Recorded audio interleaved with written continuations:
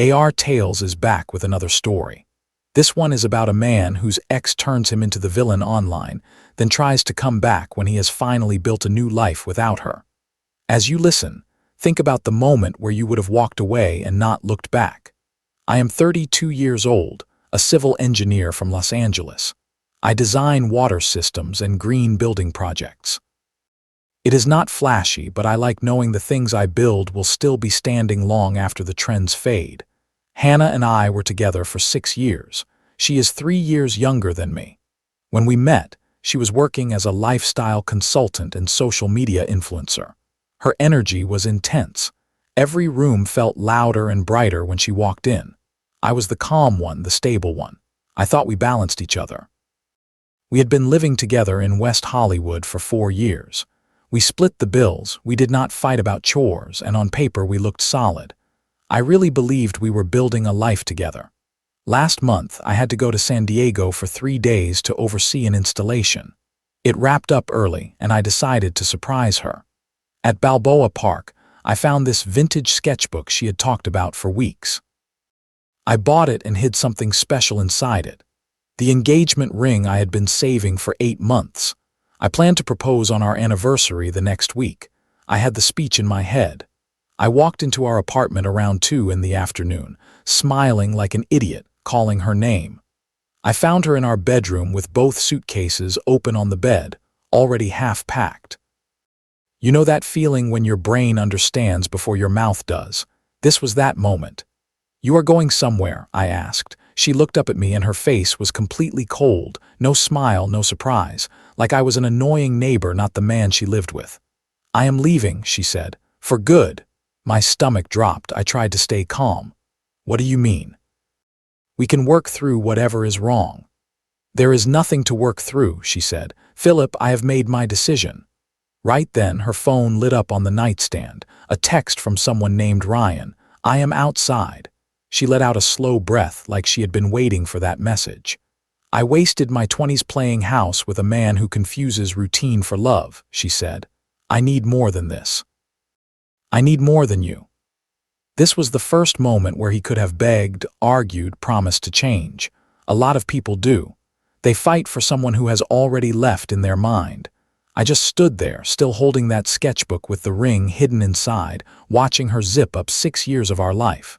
She closed the suitcases, grabbed her bags, and headed for the door. "Then go find your more," I said quietly. "I will find my peace." She paused for half a second, like she was checking if I would crack. Then she walked past me without another word.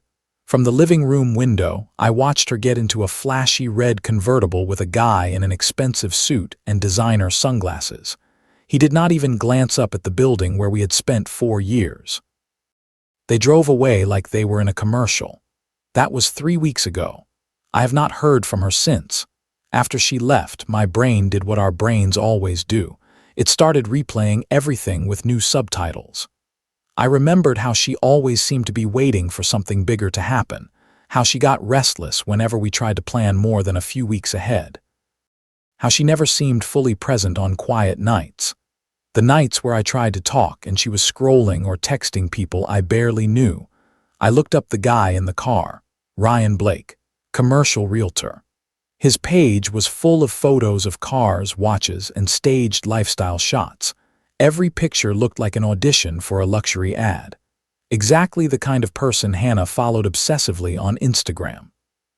So I started asking myself hard questions. Was I really trapping her in a life she did not want? Did my idea of stability feel like a cage to her? Or was she so used to chasing the next shiny thing that she could not accept that our life was good, even if it was not content-worthy?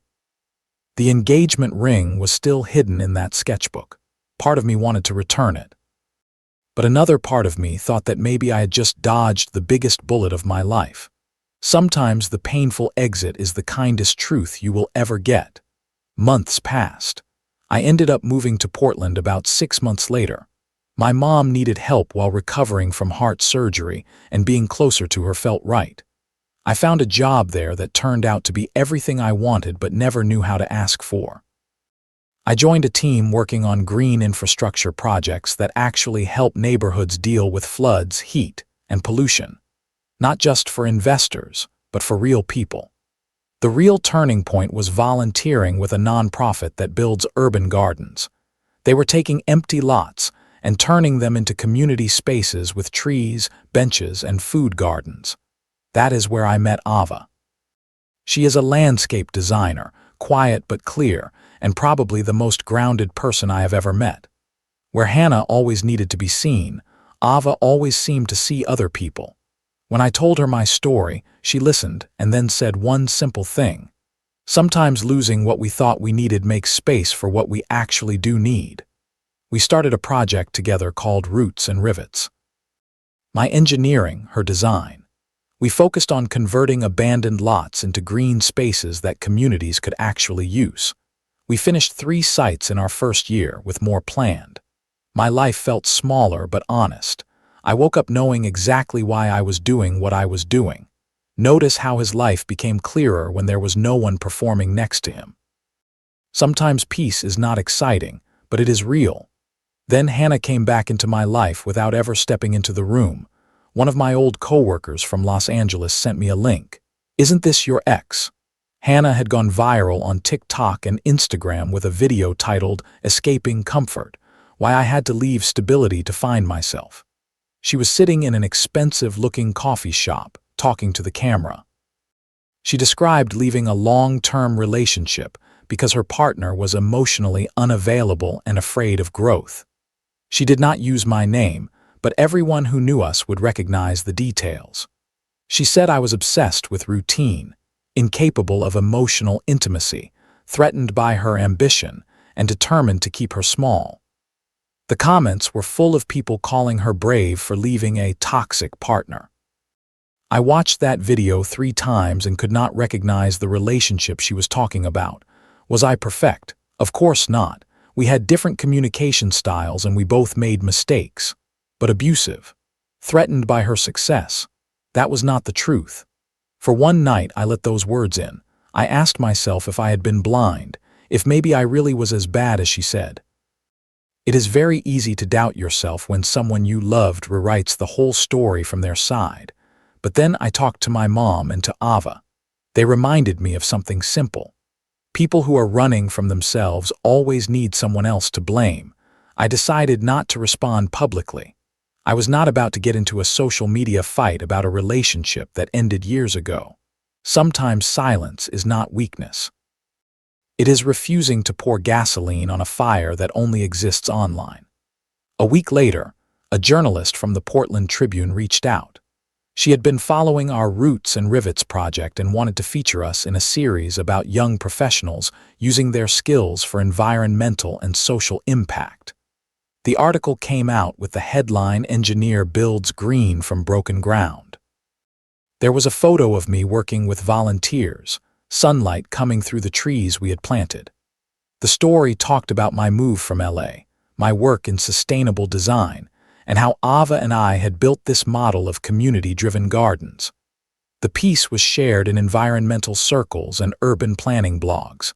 Nothing like Hannah's pure view count, but it reached people who care more about substance than drama. Hannah's viral video started sliding down the feed, buried under new trends. The internet moved on, as it always does. Then something interesting happened. People who had seen both her video and the article about me started connecting the dots. In the comments under her video, a thread took off. Wait, is this about the engineer from that Portland article, the guy building community gardens? He does not seem controlling. He seems like he left corporate money to do something good. Another comment said, maybe the problem was not that he held her back. Maybe she just could not keep up with someone who actually cares about making a difference.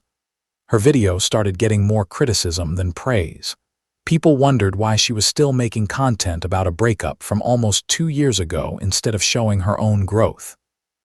I still did not respond. I did not need to. The gap between the life I was living and the story she was telling was starting to show by itself. Then our project got even bigger. Roots and Rivets was invited to partner with Los Angeles on a major sustainability initiative. The city wanted to convert dozens of abandoned lots into green spaces, and they wanted to use our model. The budget was huge, and it could become a national example. The only catch was that I had to spend 6 weeks in LA to oversee the early planning. After everything that happened there, I was not excited to go back, but it felt too important to refuse. Ava came with me for the first week. Seeing my old city through her eyes helped. LA was no longer just the place where my relationship ended. It was also a place full of people trying to build better lives. Now I was one of the people helping. On the third night, I was at the hotel bar going through project plans on my laptop. Someone sat down next to me. It was Ryan Blake, the flashy realtor from the red convertible, except now he looked very different, older, tired. The wrinkles showed more than the watch. His posture was heavy. He had that look of someone who had been running a performance for too long.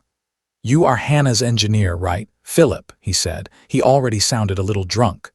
"She left me 3 months ago, said I was boring. Can you believe that? Me, boring." I ordered another beer and waited. "You know what she told me before she moved in with some photographer in Chalum," he went on. "She said that underneath all my expensive stuff, I was just as empty as everyone else. I think she was right. I have been performing this lifestyle so long I forgot who I was." He looked at me. "Do you hate me? I helped end your 6-year relationship." The honest answer surprised even me. "No," I said. "I think you did me a favor. Hannah was never going to be satisfied with what we had. If it had not been you, it would have been someone else. Better to find out before marriage and kids." We talked for about an hour. It was surreal getting relationship advice from the man I had once seen as the rival, but it also made something very clear. The life she had chased so hard kept turning into the same pattern. New man, new city, same emptiness. Here is a quiet truth the story shows. When someone is running from their own emptiness, every partner becomes the new problem. 2 days later, I got an email from Hannah. Subject line: "Saw you on the news. You look different, happier. Can we meet for coffee? I think we need to talk." I showed it to Ava. "Do whatever feels right," she said. "I trust your judgment." That one short sentence said everything about the difference between them. Hannah would have demanded details, needed control, wanted to be present for every emotional moment. Ava trusted me to handle my past without turning it into a show. I did not answer the email. There was no reason to open that door again. But Hannah was not done. The city held a ceremony to announce the partnership with Roots and Rivets. City Hall, the mayor, council members, environmental groups. The whole thing was live streamed. I stood on stage next to Ava, waiting for our name to be called. In the back row, I saw Hannah. Alone in a simple black dress, almost no makeup. She looked smaller than I remembered. When they called my name, cameras flashed. The crowd applauded. I gave a short speech about community-driven sustainability. I mentioned Ava by name and asked her to stand. People clapped for her too. The whole time I could see Hannah in the back, wiping her eyes, hands shaking. During the reception, I was talking to a reporter from the LA Times when my phone buzzed. A text from a number I did not know. "Check your email. Thought you should see this before it goes public. A friend." In my inbox were screenshots of messages Hannah had sent to 3 different journalists that morning.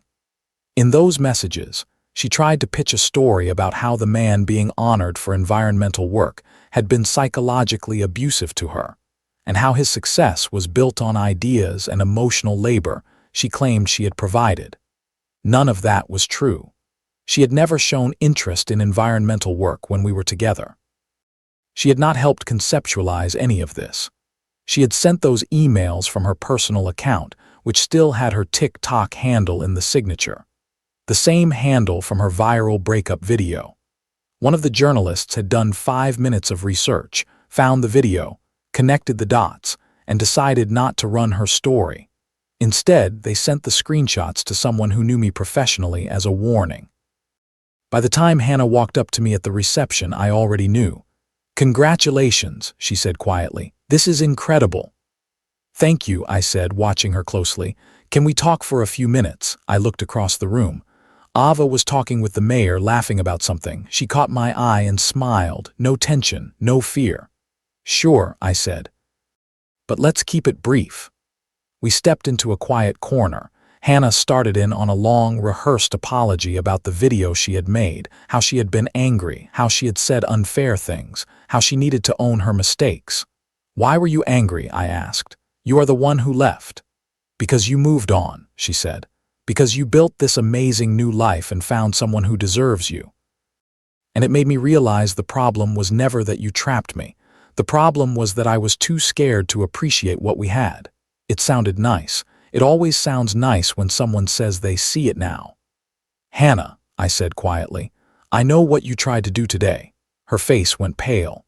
"I know about the emails. I know you tried to sabotage this ceremony with made-up abuse claims." She started to deny it, but I held up my hand. "You could have stayed away," I said. "You could have let me have this moment and kept living your life. But instead you tried to destroy something good because you could not stand seeing me succeed without you." "Philip, I can explain," she said, tears starting up again. "No need," I said. "I get it now. You did not come here to make amends. You came here because seeing me happy without you was unbearable. When the apology did not work, you tried to blow everything up." Tears were running down her face. "I just needed you to know that she started. "That you what?" I asked. "Still think you can control the story, still think you can rewrite the past when reality does not match what you need it to be." I stood up. "Get help, Hannah. Real help, because this is not about me anymore. This is about you being so unable to own your choices that you would rather try to destroy someone else than build yourself up." She grabbed my arm. "Do you hate me now?" I looked at her. I really looked at her, and what I felt was not anger. "No," I said. "I am just done being collateral damage in your war with yourself." This is a big shift many people never make. He stopped needing her to pay for what she did and simply stepped out of the line of fire. I walked back into the reception. Ava was surrounded by activists, completely in her element. When I joined the group, she looked over. "Everything okay?" she asked later. "Yeah," I said. "Everything is perfect." Hannah's attempt to sabotage the event backfired. The journalist who warned me later wrote a piece about how personal vendettas and false narratives can harm people working in public good. Our project got even more attention. 3 more cities reached out about using our model. Sometimes the best answer to someone's attempt to break you is to keep building. Months passed. Roots and rivets grew. We converted 47 lots. Over 200 jobs were created. Our method spread to 8 cities. Ava and I got engaged. I proposed while we were working in a garden. She said yes before I finished my sentence. We decided on a small ceremony in Portland next spring. I thought that was the end of the story with Hannah. 2 weeks ago, she called me. Somehow she had found my new number through my mom. "I need to see you," she said. "It is important. I have something I need to tell you in person." "Hannah, we already talked," I said. "We said what needed to be said." "Please, Philip," she said.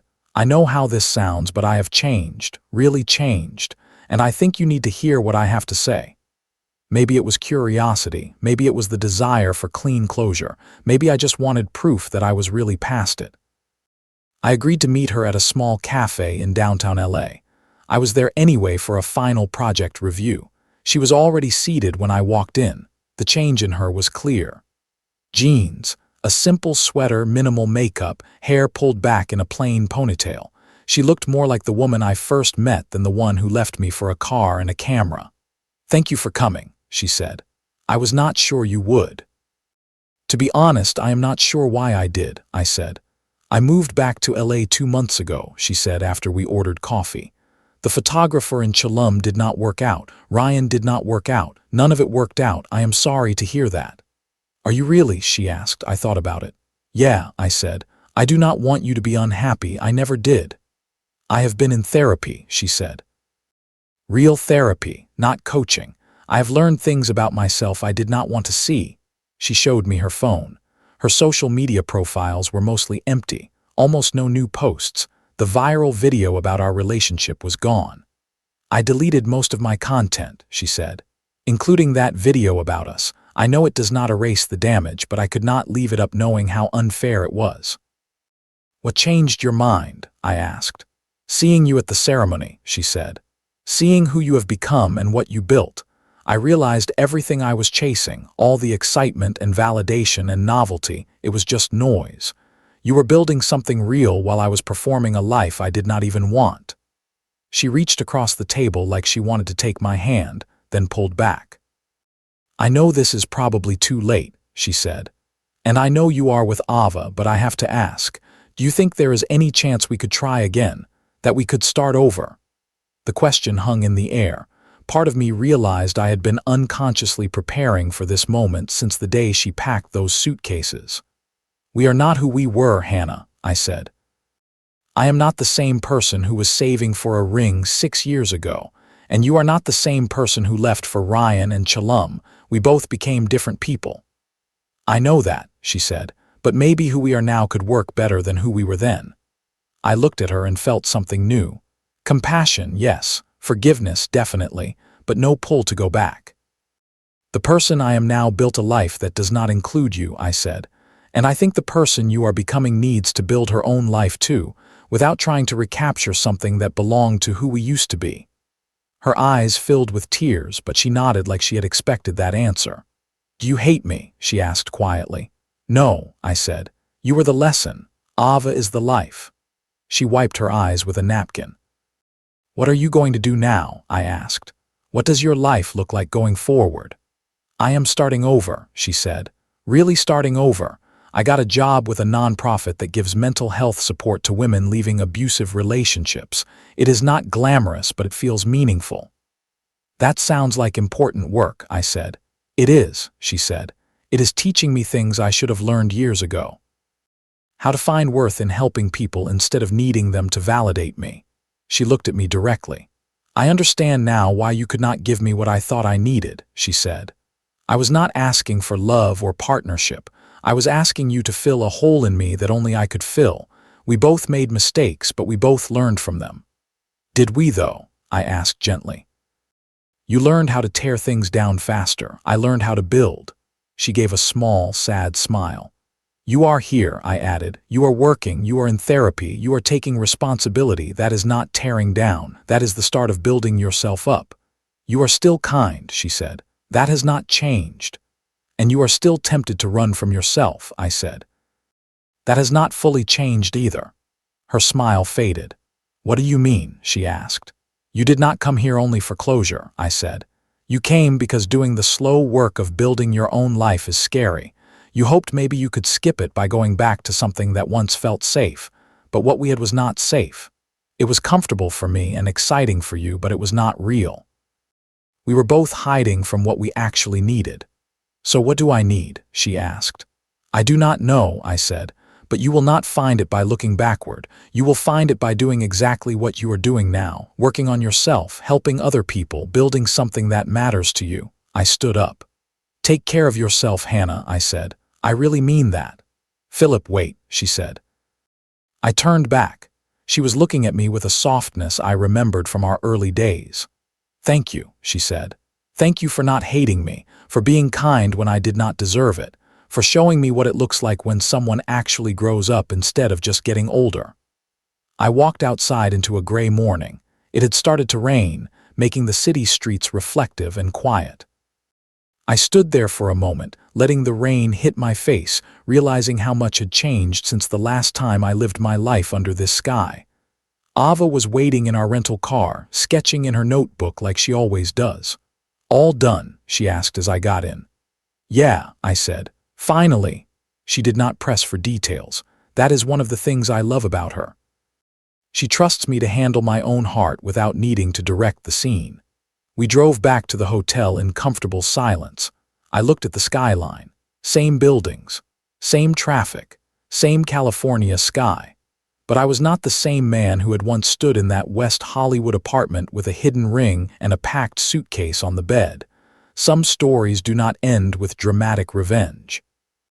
They end with two people who once loved each other learning to live on separate paths, wishing each other well from a distance. Before she walked out years ago, Hannah said she had wasted her 20s. She was half right. She did not waste them by staying with me. She wasted them by running from herself and blaming everyone else when the emptiness followed her. I spent my 30s building something different. Building peace. Building community. Building a partnership with someone who wants to grow alongside me instead of chasing constant novelty and validation. That is the real difference between a story you perform and a life you live. Lesson 1. If someone is always chasing a bigger, shinier life, no amount of stability will ever feel like enough for them. Lesson 2. You do not have to fight every story told about you online. Over time, your actions and your character tell a stronger story. Lesson 3. A breakup that hurts can still be a blessing if it clears space for the right work and the right partner. Lesson 4. Real trust is when your partner does not need to control every detail, even when your past is present in the room. Lesson 5. When a person comes back saying they have changed, look at their patterns and at your own growth, not only at their words. Lesson 6. You cannot fill the empty space inside someone else. They have to learn to build themselves from the inside out. What about you? Would you have met Hannah again at the end or cut contact completely? And have you ever been turned into the villain in someone else's story? Share what you would have done in the comments.